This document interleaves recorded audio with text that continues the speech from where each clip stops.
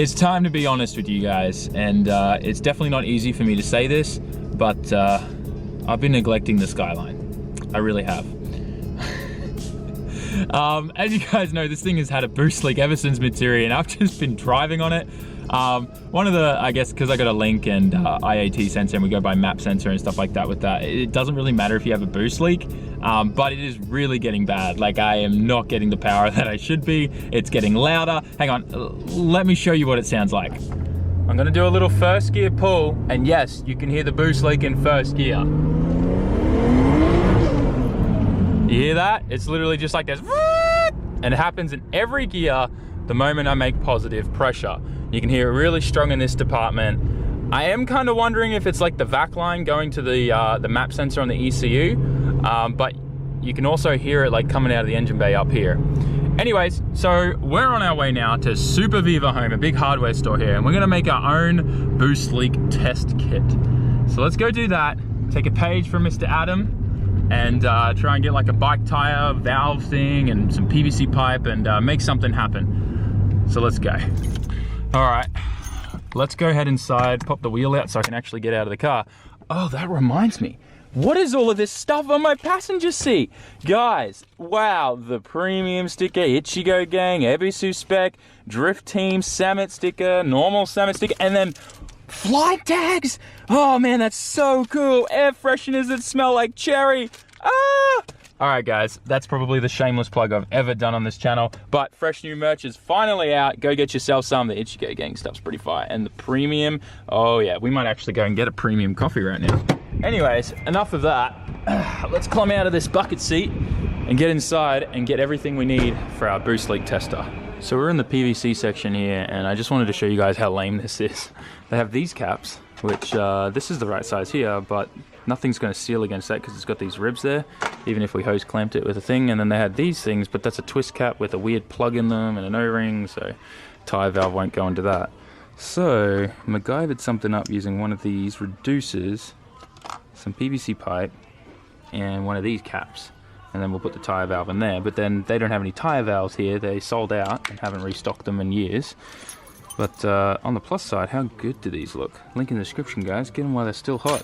All right, no more merch plugs this video, I promise. Maybe at the end, just one more. But we'll go with this. Let's go to Yellow Hat and hope they've got tire valves.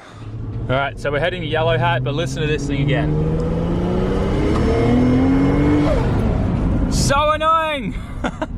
You guys already know I had to do a quick Starbucks run on the way to Yellow Hat. So I made it to Yellow Hat, but they've got the valves, but none of them have like the stem and the valve thing entirely that actually goes in the rim. So this is kind of really starting to frustrate me. Like, how do you have all the caps, the valve, screwdriver things, and the valves, but no one has the stems? Like, they even sell freaking digital torque wrenches, and they can't sell a freaking tire valve stem thing. All right, I'm gonna go and see if we can find anything else, but I'm starting to get frustrated and annoyed. I owe Yellow Hat an apology because I am so glad I spoke to a staff member there. They hooked me up, they went into the pits here and got me a tire valve, valve stem and everything, and it was only $2. So happy right now. I'm so thankful that I actually spoke to a staff member and didn't just storm out of there super annoyed. So, you can probably gather why I'm getting a bit frustrated too, because it's already getting dark and I wanted to figure this all out beforehand. But I'm so glad we got this bad boy now.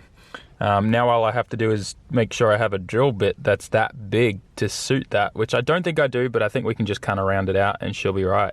But that's my boost tester kit kind of parts all sorted out. So how much have we spent? We've spent about probably $10. PVC pipe, the fittings, and this. And you could get it cheaper too if you just had like a flush cap. So let's go home, let's build it, glue it all together, and then wait a little bit and maybe boost test this thing.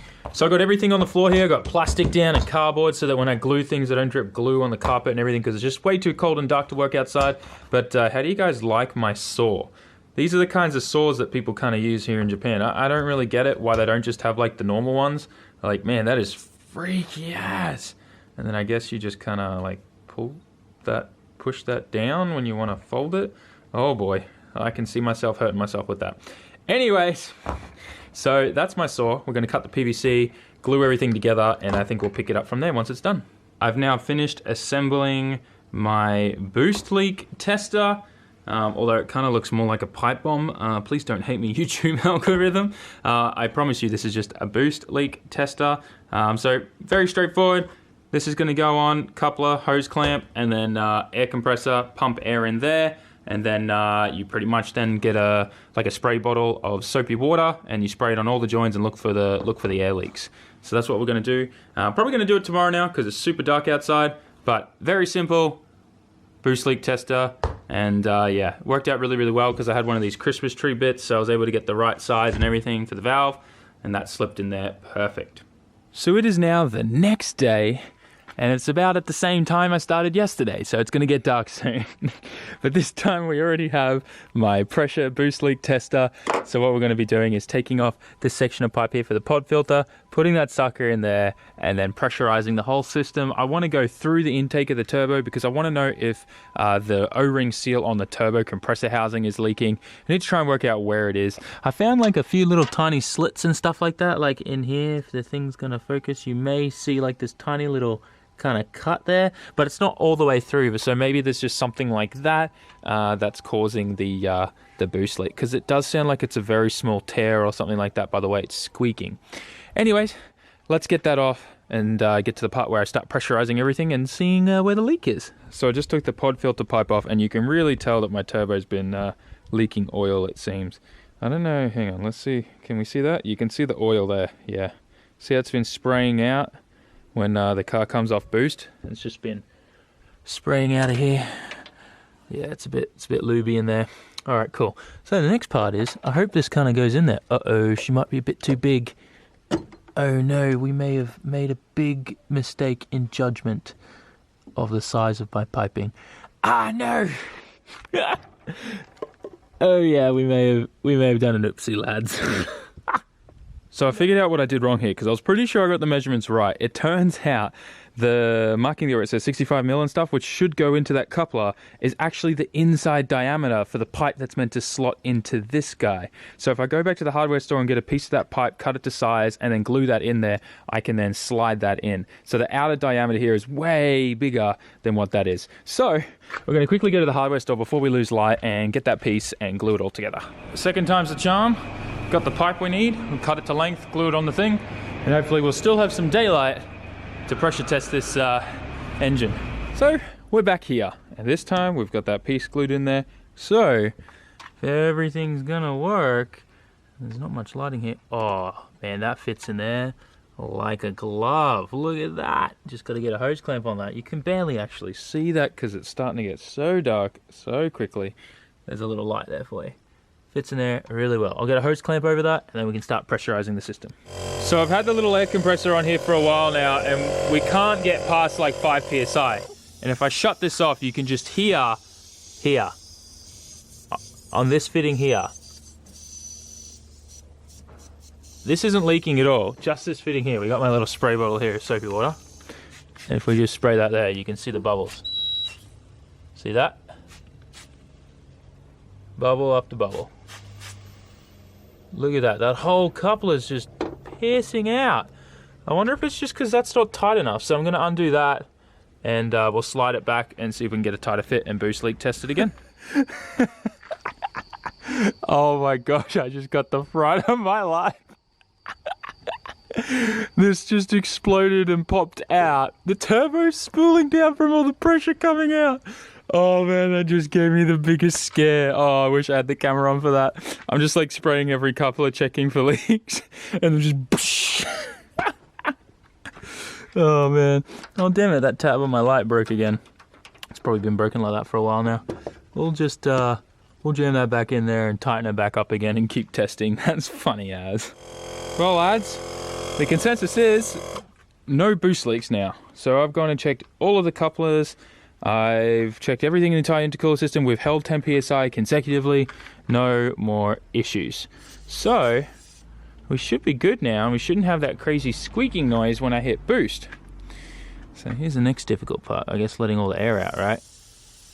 Should eventually seep through though, but we'll just let out as much as we can, and then we'll put everything back the way it was, we'll go for a drive. But it seems like it's just that coupler there, and I had to like really tighten it, that clamp there. It's like one of those special D-shackle ones. I don't know if that's called a D-shackle, but it's like a big band one with a bolt. You can see it's different than everything else I have here with hose clamps. So yeah, I had to really tighten it, and then it stopped leaking. So I don't know, weird. I would have thought out of every clamp I have on there that would have been the best one for the job and sealed best, but apparently not. Maybe they're designed that they have to be super tight. Oh well. I'm really happy though with my boost leak tester. It worked fine, no leaks or anything around the valve or the stem that we put in from the tire. This is really useful, I thought. And it fits in there perfectly.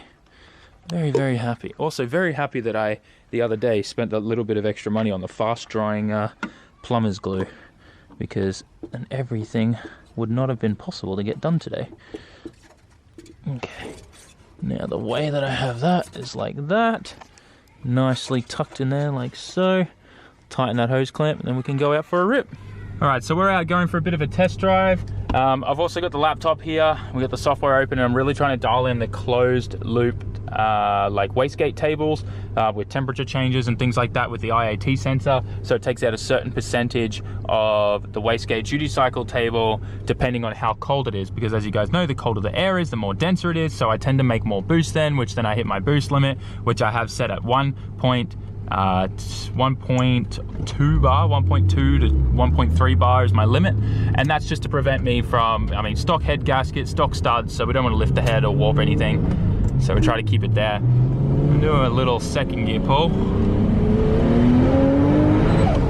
and as you can see, we just started to get a little bit high on the boost there, but that was pretty good. We don't have any boost leaks anymore. You can't hear like a mouse in the engine bay screaming or anything going woo! But I'll go have a quick look at the logs. We can pull over here, throw the hazards on. That's the best thing about Japan. You can pretty much just pull over anywhere with hazards. It's pretty awesome like that. And we'll go through and just check those logs really quickly. Okay, so we'll turn the log off. Let's go have a look here. We didn't even ride that all the way out to limiter 2. We just see here, we did a little bit of a second gear pull here. And what boost level did we reach? If we look at the table here.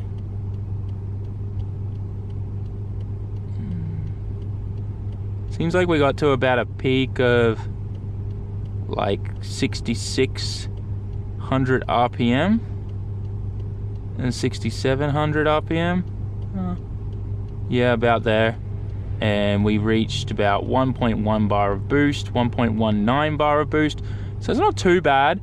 And what were our IATs at? 22 degrees. So if we go back here to tuning, I got my wastegate duty trim table, and in 20 degrees here we got it set to -2. So I might just change that to -3 in the 20 degrees section of the table there. We'll save that. We'll do another second gear pull, and hopefully we'll be at like 1.1, like 1.14, 1.15 is fine. 1.1, like 1.2 is okay really, but I don't want to go above that. So we're really trying to be conservative, which is why an RPM limit cut comes on the moment it hits like 1.3 bar. So we'll go do another second gear pull. Hopefully she's all good. All right, so I just did a few little pulls. We got the logging here, and let's just see. So this was, I think, first gear. See, we reached 73,000 RPM, 1.01 bar of boost. And then here was second gear, where we hit the limiter 2. When we get to that point, there we go.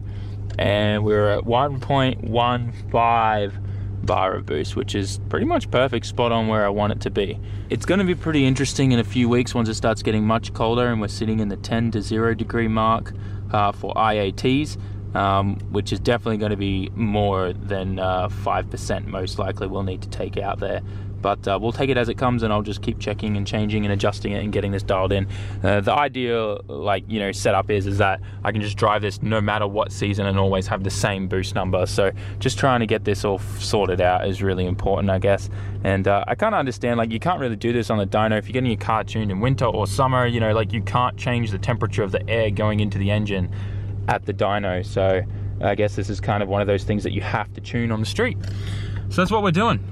Anyways, I might go to Starbucks and get a quick coffee and then we'll head home. It's so good that this thing doesn't have a boost leak anymore. Second gear.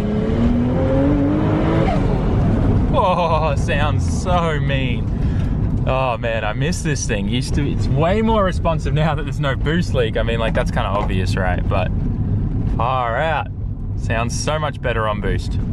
So I hope you guys enjoyed this kind of a little bit more of an in-depth technical video with the Skyline, bit of tuning there at the end, getting the boost dialed in, and also just seeing how difficult it is in Japan to make simple tools like that. In the States or in Australia, you literally just go to one place, you can get everything you need at the same shop. But as you saw, I had to kind of go around a bit, and then even then, the parts that I had to kind of MacGyver something. It was really frustrating in the end though, when I realized I could have just gotten that full size normal, like that 3-inch PVC pipe with just that cap at the end instead of that other weird contraption thing, but whatever. It is what it is, and we got it all sorted out at the end of the day. I'm very happy that we don't have any boost leaks now. Tomorrow I'm probably going to do a little bit more work on the Skyline. I've got 2 new sensors to put on. It's actually a total of 4 sensors total, but each sensor from Bosch, these special sensors, actually have a temperature and pressure built into the one sensor, so it's a very, very cool utility. Not utility, sensor. You know what I'm saying. Anyways, I'm putting 2 of those in. I want to do gas, I want to do, you know, fuel pressure and fuel temperature sensor, as well as I'm going to do oil temp and oil pressure, because the current sensors that are in that I've added aftermarket are for those DEFI gauges. They're fake ones and they have a lot of problems, so I want to rip all of those out and only use the digital dash. Also, we can set up some safety parameters in the Link ECU now that the ECU will actually be able to see oil pressure and temperature, as well as fuel pressure as well. They're 2 very big things: oil pressure and fuel pressure, as well as oil temperature. Those 3 things, you can set up some really good parameters to save your engine. If something goes wrong, the ECU will detect it right away and shut off and stop you from hurting something and breaking the engine and actually destroying it. You know, you can save it. So anyways, with that, thanks for watching, guys. Make sure you like, comment, share, and subscribe, and I will see you in the next one. Peace out. Ciao, mata. Buy merch!